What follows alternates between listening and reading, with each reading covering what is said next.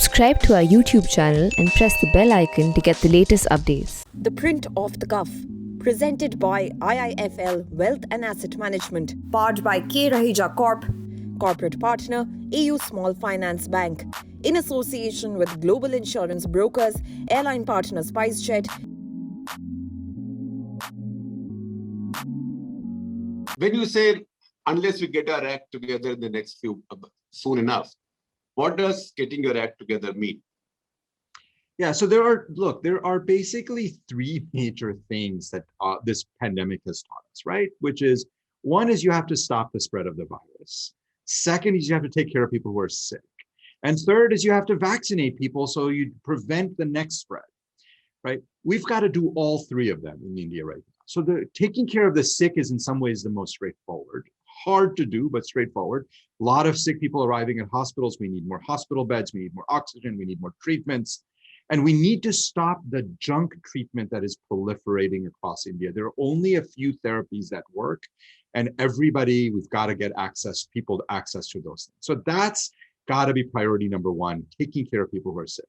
But just as importantly, we've got to stop the spread of this virus, because right now it is spreading at an enormously fast rate, and we have to slow it down and we have to stop it. So how do we do that? We know, Shekhar, exactly how this virus spreads.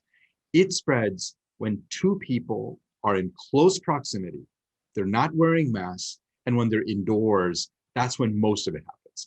You can create that environment outdoors if you have a large gathering, a large rally, any kind of thing. You can also create that spread, but most of it happens indoors. You've got to have universal mask wearing. You've got to get indoor spaces cleared out and not have people getting together. No outdoor large rallies. And another really important part of stopping the spread is wide-scale testing, doing a lot more aggressive, proactive testing. That's how we're going to slow the spread of the virus down. And then the third part is vaccinating people so you protect them so that there are not future waves, or when they start, that people are protected and they don't get COVID. You talked about some therapies in India.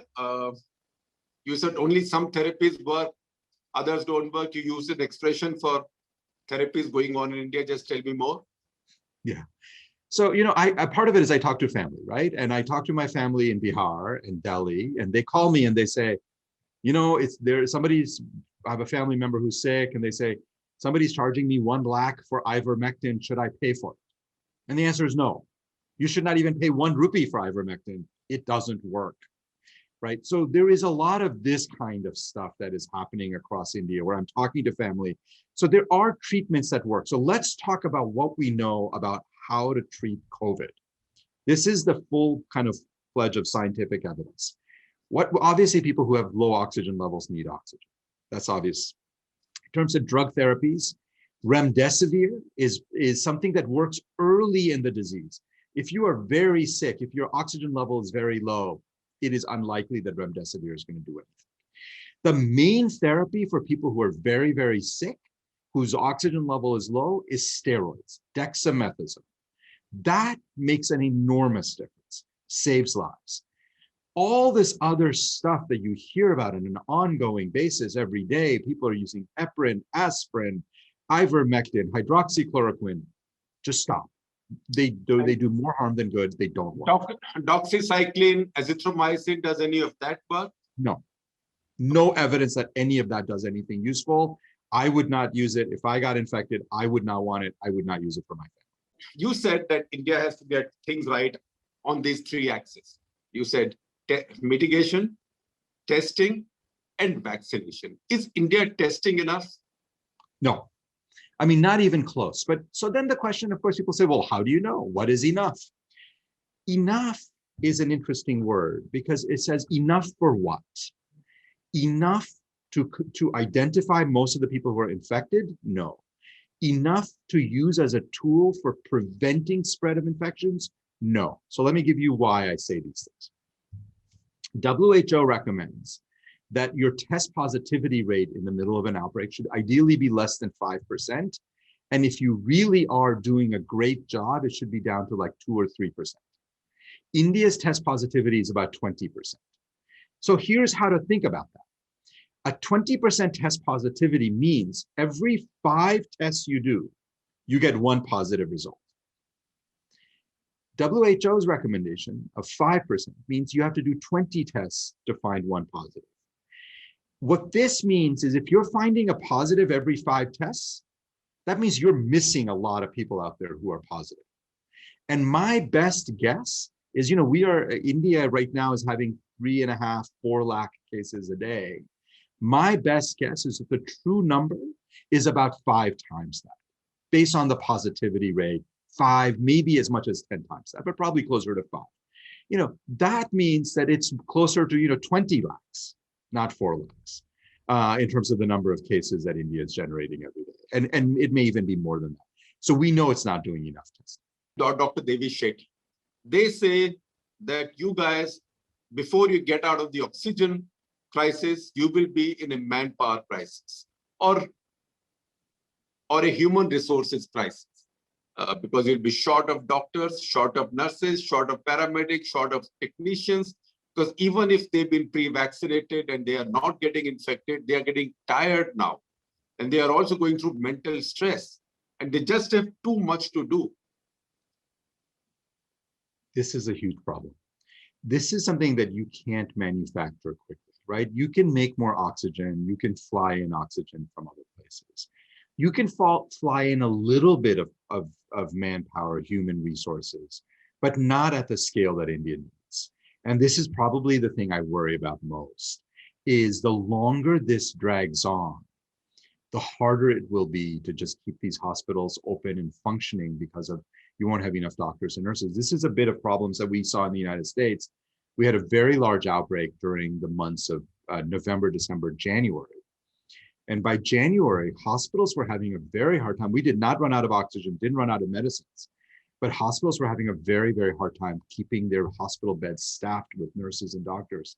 Because if you think about it, these doctors come into work every day, they put on their full suit, they're there for 12 hours wearing that suit, they see many people die, and they go home and they do it again and again. And at some point, the human toll of that becomes unmanageable and people need breaks. And of course, we've also seen in places, including India, but elsewhere, that doctors and nurses get infected and they get sick.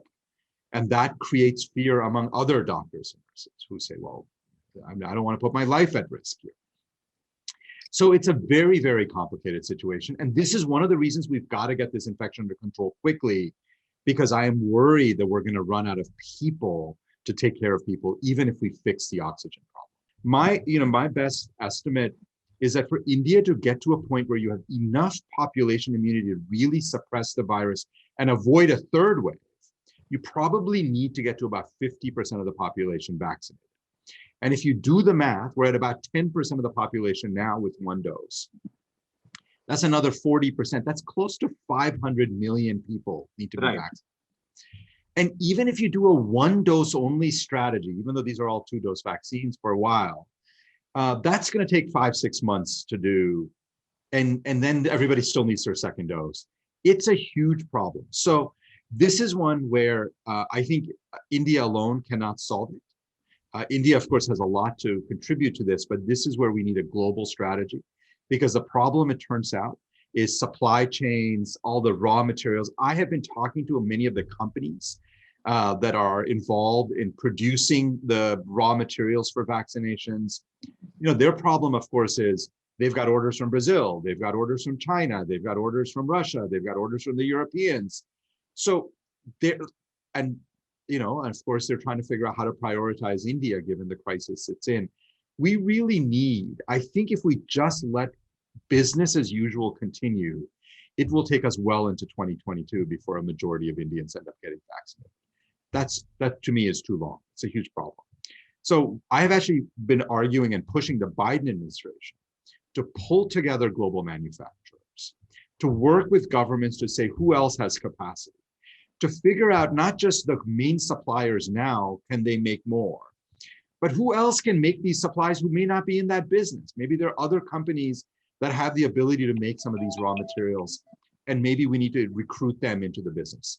So America has a bunch of vaccines that it's never going to use. AstraZeneca, essentially. what is the hesitation about giving it to the rest of the world? I mean, this could be loaned to a country like India. In the course of time, India can return it. Completely agree. I have been very, very vocal about this, Shekhar. In the United States, I have a lot of friends in the Biden administration. They're very good people and they're trying to do the right thing. And I've been beating up on them and saying, what are you doing? Why are you holding on to these things? It's time to let these vaccines go. Look, these are very good vaccines. AstraZeneca is obviously the vaccine the UK has used, is the vaccine Europe has used. It is the same vaccine as Covishield, already authorized for use in India. I believe that we should absolutely give away our stockpile. We won't use it, not because we don't want it, but it hasn't even gone through regulatory approval in the United States. Right. And we have more than enough vaccines of Moderna, Pfizer, Johnson & Johnson to vaccinate every American. We do not need the AstraZeneca. And I also think in the upcoming weeks, we will not need all of our Moderna and Pfizer and Johnson & Johnson vaccines. I think we should start giving many of those away as well. Of course, they will need regulatory approval in India, but of course, Indian authorities should do that, work with the US FDA, give it authority, give it approval. And India and America should be sending out all of its excess vaccines to India and elsewhere and countries around the world. 617, B1617, this is the double mutant from India. People are not on the Indian variant. We still are learning a lot about it. I think it has driven a lot of the spread as well. We think it arose out of India. We're still, again, there's not enough sequencing happening in India to really understand this. But here's what we know right now, and this is much more preliminary. So this may change. It doesn't seem to have a lot of immune evasion, right? So that means that the vaccines, the AstraZeneca vaccine, Covishield, should work just perfectly fine against both B117 and 617. Your vaccines are going to work. As Covaxin. And Covaxin, though I have not seen it tested against Covaxin in the same way. So that's why we're still learning. But certainly against Covishield, it will work just as well. Should also work against Covaxin, or Covaxin should work against this. 617, the Indian double mutant variant, it does look like it's more contagious. And that more contagiousness is probably driving a lot of the spread of this virus now. Part of the reason it's gone up so fast is because of that. That's what the preliminary evidence says. And we don't have much evidence one way or the other about whether it's more deadly. It may be more deadly. We don't know. So that's the story that we have. B117, definitely know all about it. 617, the double mutant Indian variant. These are important factors. I don't want people to think that I'm saying they're not important in driving infections. They are important factors, but this is not a magic new virus. Our vaccines still work just fine against them. And all the things that we know about how to prevent spread, mask wearing, avoiding crowds, all of that still applies. But do you worry that more variants will now rise in India? Because India has now become a petri dish of, if I may say so, sort of RNA virus errors. It's hard not to worry. When you have 400,000, 4 lakh cases identified every day, probably many, many more, that's a lot of infections happening every day. Every infection creates billions of more copies of the virus.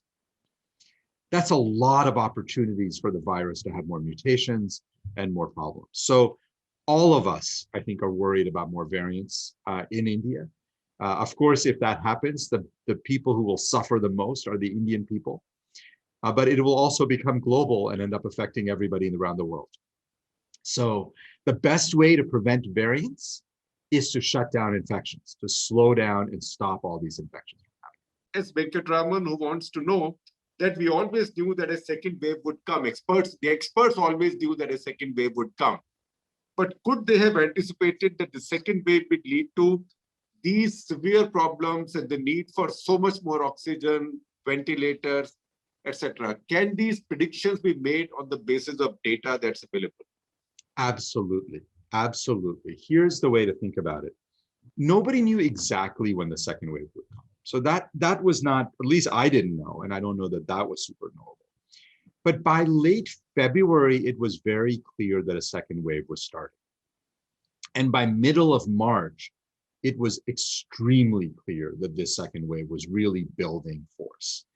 And you could do the very simple projections and see that we were going to get to hundreds of thousands of infections every day, if not millions. And you could then do the projection to say you're going to need oxygen for, tens of thousands of people, and then quickly figure out that actually our hospitals are not capable of managing that.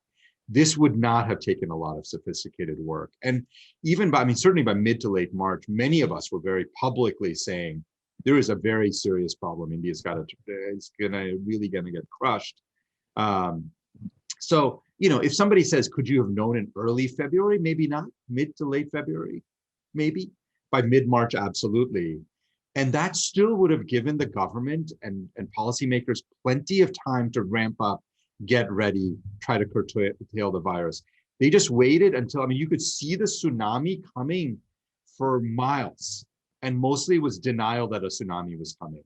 Once it crashed on shore, that was, I think, the first time people started acknowledging, oh yeah, we have a tsunami. Does India have the capability? Yes, of making mRNA vaccines, Johnson & Johnson vaccines? Absolutely.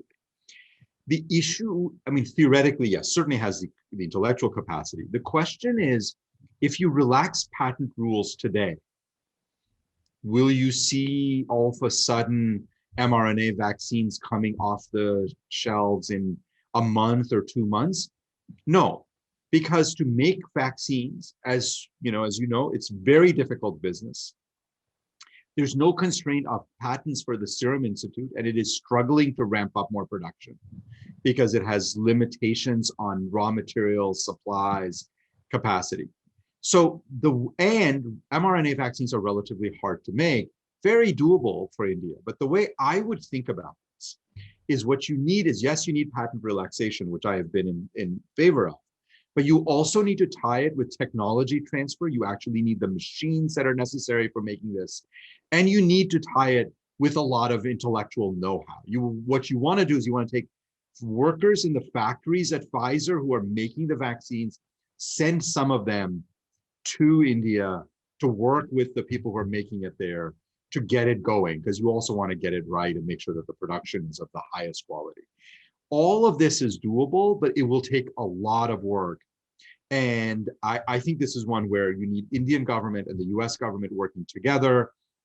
Again, you need it's not just about patents, it's about technology transfer, it's about human capital. And then of course, it's also about money.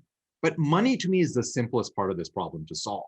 This is such a catastrophe that the Indian government and the American government should be willing to put up a lot of money. And I think the American government would be willing to put up a lot of money. I'm assuming the government of India too. It's not about money. It's really about that capacity to build the vaccines. The next question also is from a former army doctor. He's an ophthalmologist. Dr. Shailesh Kumar, Lieutenant Colonel. And if I may, I have to disclose the fact that he's my first cousin. Works in Shillong in faraway Northeast India. And his concern is about vaccines being available for children under 18. Do you think these are safe for children under 18? And when do you think will there be a more universal rollout and acceptance of these vaccines for the under 18 population? Yeah, I do think, again, we have to test them in kids under 18. We have tested some of these vaccines in kids under 18, and they look quite safe. So my sense is that they will be safe. But kids should get vaccinated after adults have gotten vaccinated, and particularly older adults and high-risk adults. So my sense is that India is probably not going to be vaccinating kids for many, many months because it has all the elderly people, all the other high-risk adults to vaccinate. I would really just go down the road and so start with elderly, high-risk, younger adults, and then I would get to kids. So I would not worry about vaccinating kids in the short run until other people are vulnerable. And it just depends on how quickly India can produce and get more vaccines, whether it's going to be 3 months or 6 months before we can start seeing kids get vaccinated. So Bhaskar Sharma is a consultant in independent food consultants for food factories. He says that virus is now spreading to UP, Bengal, Bihar, and rural hinterland of other poorer states. Do you think there is anything like a natural burnout of the virus? And if so, how long will that take? Yeah, natural burnout of a virus. That it burn in the process is a different issue. Yeah, the problem of a natural burnout is it has to infect so many people before it burns out, that you're going to have many, many, many Black people, many hundreds of thousands, millions of people dying. So we have not seen any country which has reached kind of a natural herd immunity by burning its way through the population.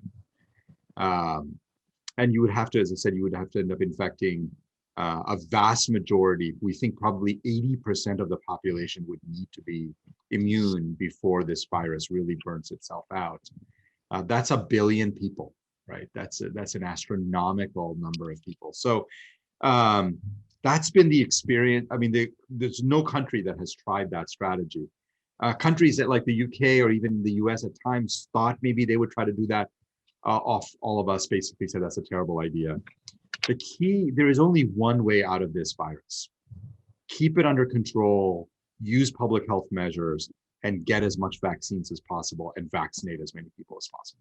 You know, as we come to the conclusion of this, I will ask you a question. So I'm leaking the paper to you, so to say. I will ask you to describe public health and why that is so poorly understood in most countries. But we'll keep that towards the end.